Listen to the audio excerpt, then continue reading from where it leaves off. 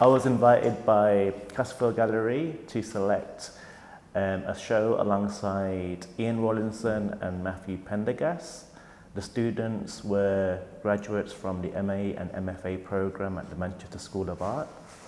I think for everyone involved in the panel and the selection, Matthew's work stood out clearly. It felt accomplished, driven by a real sort of personal investigation around sort of very complicated and sensitive sort of issues, and the breadth of media, the way it's delivered, and I guess also the length of time that Matthew's been sort of practicing led to the sort of decision that we made. I think Matthew's pleased, and it will hopefully go on to sort of, give him a platform essentially.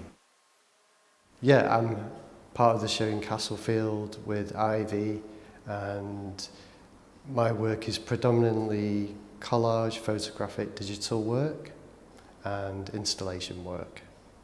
One of the key works that I'm showing at Castlefield is the Unswept Floor, which is a large-scale floor installation that measures 3.7 metres by 3.7 metres. The Unswept Floor is a homage to another floor called the Unswept Floor, which now resides at the Vatican in Rome. And this floor is a mosaic historical piece, and it depicted past gourmet pleasures. This piece was very much a display of wealth, this idea of people enjoying their privileges whilst they lasted. So my piece could be considered an archaeological piece of the present. So the lighting feeds into this idea of it being an archaeological piece, and the placing of it in the lower gallery really kind of feeds into this idea of it being an archaeological piece. So the floor piece is made up of an outer, an inner, and a central circular piece. So there's all these heads that I've collaged onto different bodies, and it's almost like this kind of demonic kind of depiction. It's like the reason that there's all this chaos that you can see on all the outer sections of the floor. Alongside the floor piece, I'm also showing 4 wall-based pieces that are photographic digital collage pieces. These works were selected from a much larger body of work, which is called the GM series. These works explore LGBTQIA+ histories and personal memories. And I think a lot of the works that I've produced, especially maybe this piece, it kind of talks about the absurdity of certain things, memories that I have, especially looking back now and thinking about how we exist today. I've finished my MA in 2019, and I was very productive during the lockdown with my practice and produced a lot of work. And then when I applied for this open call, it kind of just came at exactly the right time. It's enabled me to realise my work. Because I work a lot in the digital realm, it's really given me a confidence, this idea of going from the image to an object, especially with the floor piece. Ivy, again, also addressing very sort of sensitive issues, and is exploring, quite personal, stories with other people, and is taking a lot of responsibility to sort of bring out these stories in the communities that she kind of comes from and is interested in. The work that's displayed in the gallery at Castlefield pretty much is paying homage to a hair shop back home in Belfast. So I grew up in Northern Ireland from the age about 5, and there was a woman that was really close to my mother who basically used to do my hair all the time. She used to just basically be another mother to me.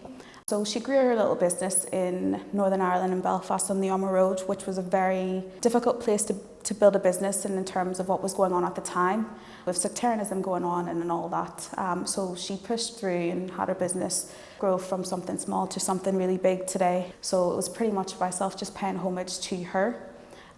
This is something that really resonates with me, just simple as seeing as that I'm a young black woman and hair is quite important to me, especially with my culture. You know what I always say to people? I say, this is me. What you see is what you're going to get. Yeah. There's two things in this shop. It's either you buy products or you have your hair done. If you're going to talk about, I'll tell you to lose that door.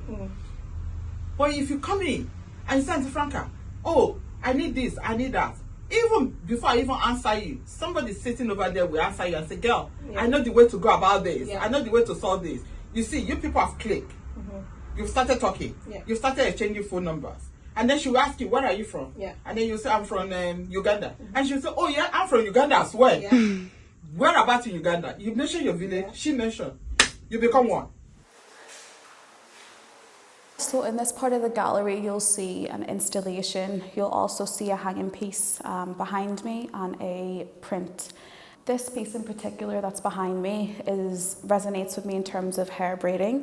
So when I was a young girl, I've always had my hair braided, whether it was with twists or whether it was with just natural, like the 3-part hair braid. This is usually used with a material called Kanekalon. It's a type of hair that's usually added to either add length to the hair or kind of lengthen the time that you have that style of hair in. The reason why I decided to basically use this is because it's quite significant within the culture. So especially urban culture, it's used differently. So sometimes it's left in its state. Otherwise, they'll use things like hot water to really cement it. This is why I used metal alongside with the Kanekalon hair. So it's something that's used to really cement. It's a really hard material, which is going, in a sense, neck to neck with a softer material. It's been an amazing opportunity. I was quite thankful. As soon as I got my email, I was bouncing up and down pretty much. Just really excited to get ready and show in Castlefield because I've never put on, I think, a show to this scale. Just coming out of my MA, I think it was something that I really needed to push myself out there. It's been really interesting working with another artist, working with Matthew. He has helped me immensely. I've learned quite a lot from him because he has some experience as well, exhibiting his work really. And the same goes for Gas, obviously. You've helped me quite a bit in terms of how to think of the space and my work. That's something that I never really thought of. So I was quite happy with that.